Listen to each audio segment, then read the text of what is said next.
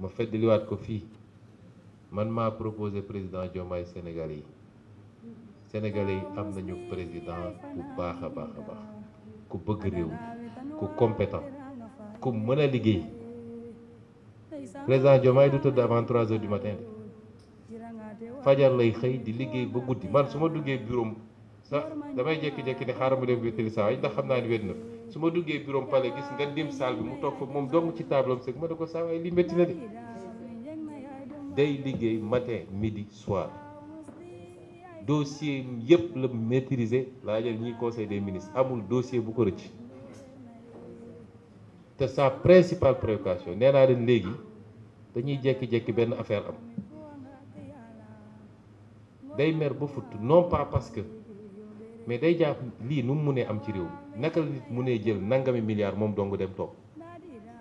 naka la nit mën a sàgganee lii naka la et chaque fois ce qui réitère wala su yenn coow yi amee même suñu biir danaan mais ñii xanaa dañoo fàtte ni am nañu joxe seen bakkan pour que ñu changer réew mi kon loolu ku ko am mu wuteel lool ak liñ fi xamoon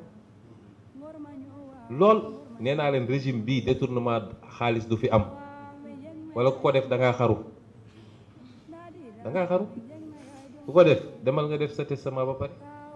ndax li nga jël su dee ay milliards la defe naa lu toll noonu di nga ko tëdd ci kaso bi